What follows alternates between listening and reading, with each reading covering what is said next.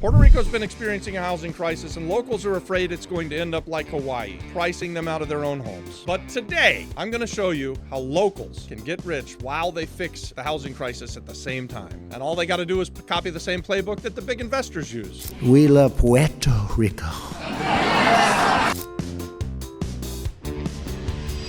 So look, here's the truth. Housing prices in Puerto Rico have actually been skyrocketing over the last few years. And many locals feel like they can't compete with outside real estate investors. Here's the real problem. It's not just that prices are going up and that wages have stayed steady. Actually, wages have been on the rise over the last several years. They just don't rise fast enough to keep up with inflation. But that's true everywhere. It doesn't matter if you're in California, Nevada, New Mexico, or Puerto Rico. Wages never keep up with inflation, and that's true everywhere. It's kind of a universal truth. So what if you, the local real estate investor, could solve this problem, this housing crisis issue, and make some money doing it? I want to show you exactly how this works.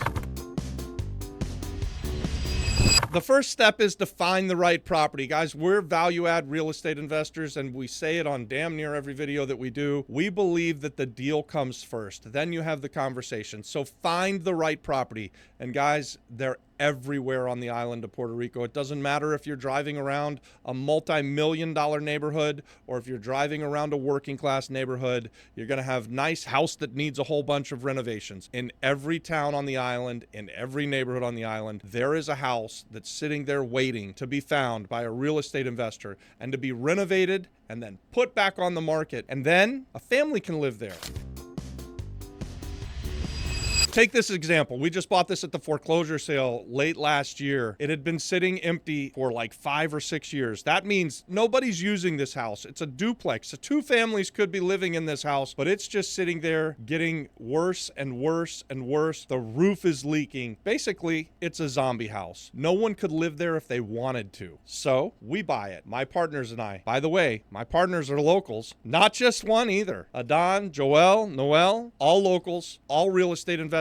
I'm the only gringo in this scenario. So we bought the house for $158,100 at the foreclosure sale. Then we put about $33,000 in the renovation. Now we have a house that's ready for 2 families to come live in it. It could be a great house hack for someone who's been looking for a place to live and wants someone else to rent out the other unit and help them to pay down. We've got other content on that. In fact, we've got a lot of content on that. We call it a house hack. Like and subscribe to the channel. Here's the thing, guys. Many times we would be buying this house to keep it as a long-term rental. In this case, we bought it as a group together so that we could flip it and make some quick cash so that we could then go buy the next one. During the year of 2025, we're going to be regularly buying at the foreclosure sale, and we're looking for partners. So this was a value-add deal. We're value-add real estate investors. Like 90% of the stuff that we buy at the low valuation of distressed property, zombie houses we call them. They could be shells. They could just be properties that they're not livable. And then we force the equity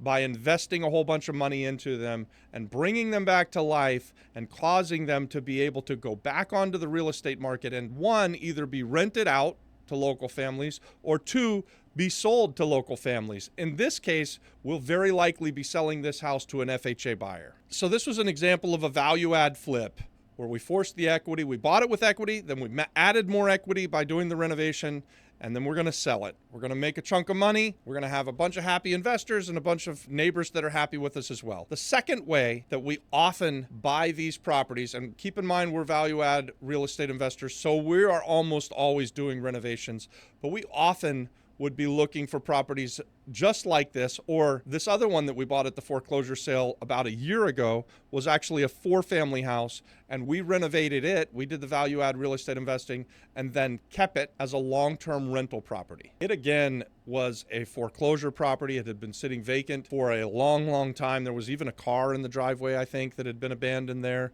that we had to dispose of. The neighbors hadn't seen these people in over 5 years. And when we bought the property for $143,000 at the foreclosure sale, we had a 4-family house that we knew that we could renovate and then get it rented out and get some sweet cash flow. Eventually, we hope that it'll become close to passive income. We love this long-term rental play, and we like buying 4-family houses or bigger to keep as long-term rental properties. One of the comments that I see most in these YouTube videos is, "Hey, Robbie, it's great. I don't have the money." Now, that's an excuse. We all know that's an excuse, but I get it. You don't have the money. You don't have to have all of the money. All you have to do is find a deal. Let me tell you about this recent flip that Adon and I did. Adon found it on Facebook Marketplace. Can you believe it? The seller was looking for cash flow. He was stuck on his price. We wanted to offer a lowball cash price, which we did, and he couldn't accept it. And he told us his reason why. He was losing his pension from power company he had worked for his entire life, which, by the way, is another good reason why you should get out of that job that you hate, because you don't want to be in this position. He had a $5,000 a month pension, and they somehow bankrupted his pension, and he was losing that $5,000 a month. So we came in and gave him a little bit higher price, not quite what he was asking, but we got him to take $275. We initially offered him like $175 cash. We settled on like $215,000. We put down a big chunk of money to pay off a mortgage that he had, and we agreed to make payments for $5,000 a month for a year. And then we actually ended up negotiating later to continue making those payments for a little. So we were going to do $5,000 a month for a year with a balloon.